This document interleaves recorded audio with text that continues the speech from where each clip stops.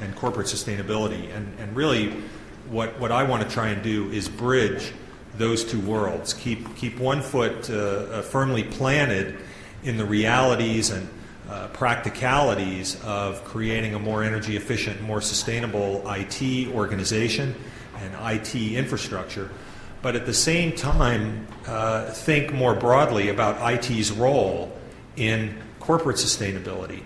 And Jim could not have put a better closing line on his slides for me. Be a leader.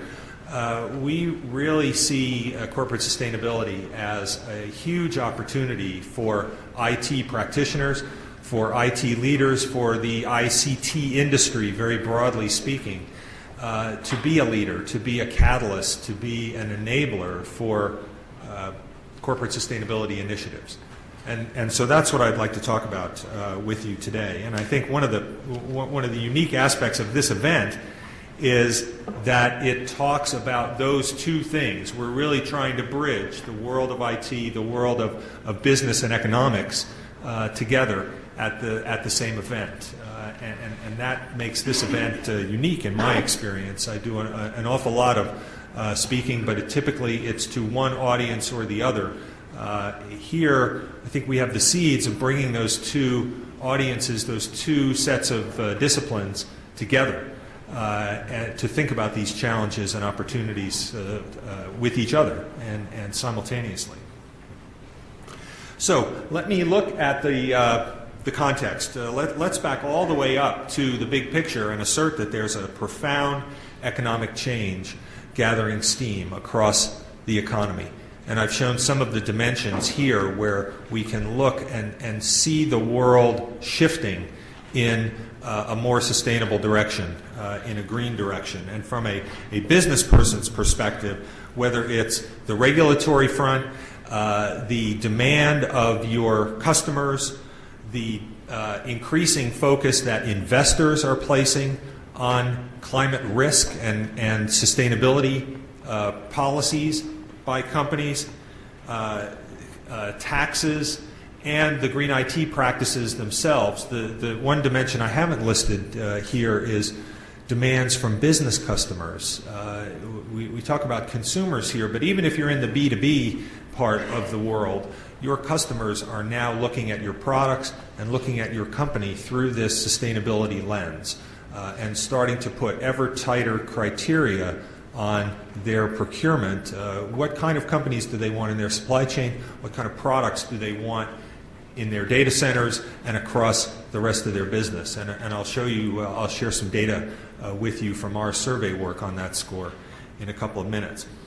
So the big picture here is a world that is changing on a variety of dimensions, and I think changing pretty rapidly. When we look at present and future on the chart, I think we can argue at least some of those dimensions the future has arrived, and in other of those dimensions the future is very quickly approaching. And we see companies reacting to that very substantially. Large companies across geographies, across different industries, making commitments right from the top.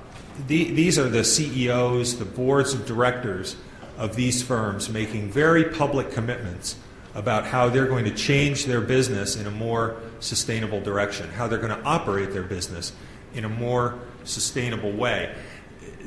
This isn't just about saving money. It isn't just about doing the right thing.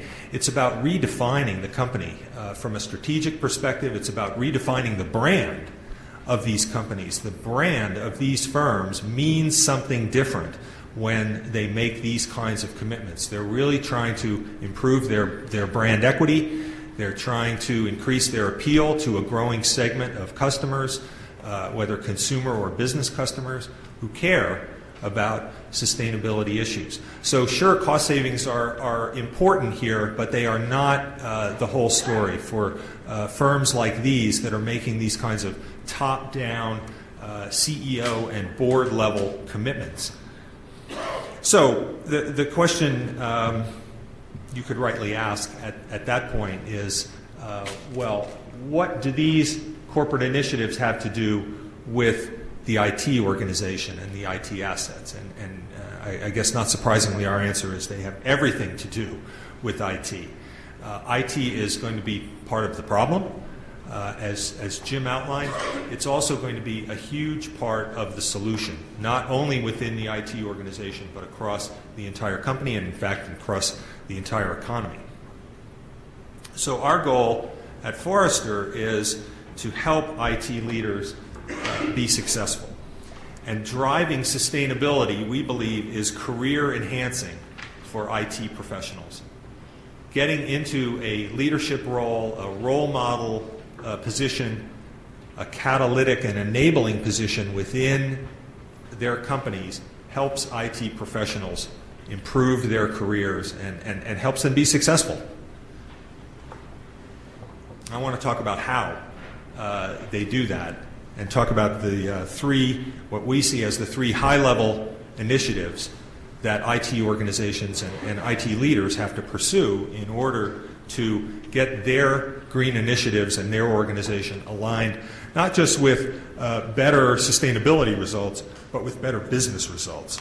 And those two things really do match up and fit together pretty nicely.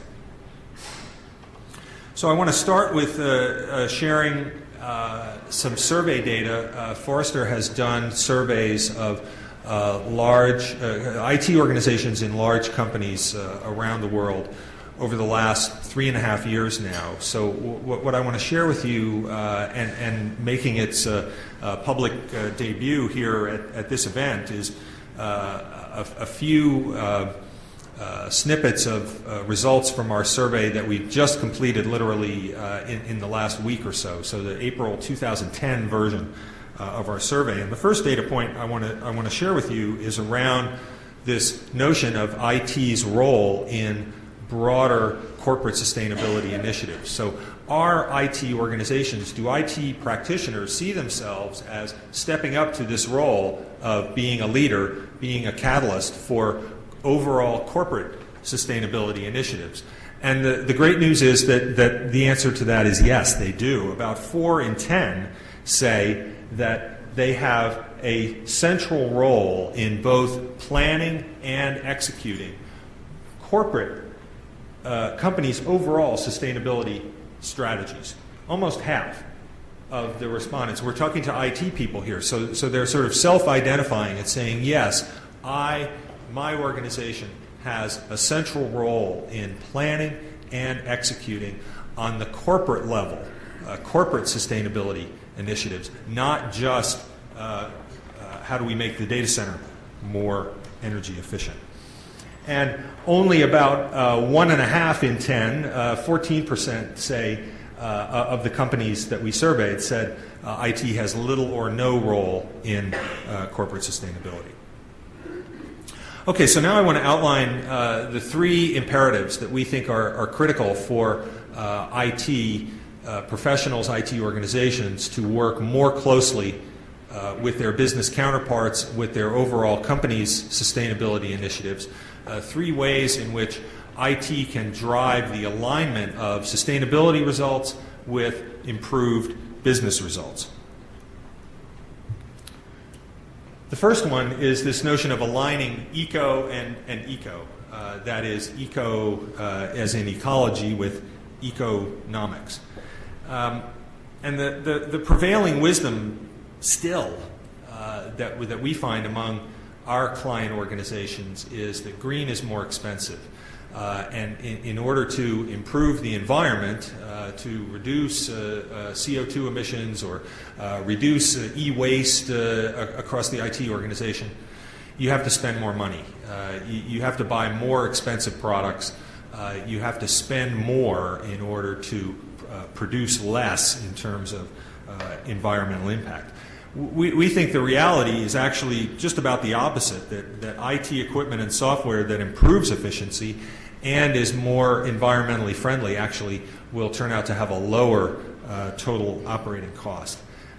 The challenge here is that IT organizations are often asked to spend more on energy-efficient equipment, for example. If you want to buy the best power management software, if you want to virtualize and reduce your storage capacity or your computing platforms, if you want to buy more energy-efficient servers, yes, you probably are going to spend a little bit of a price premium associated with those products.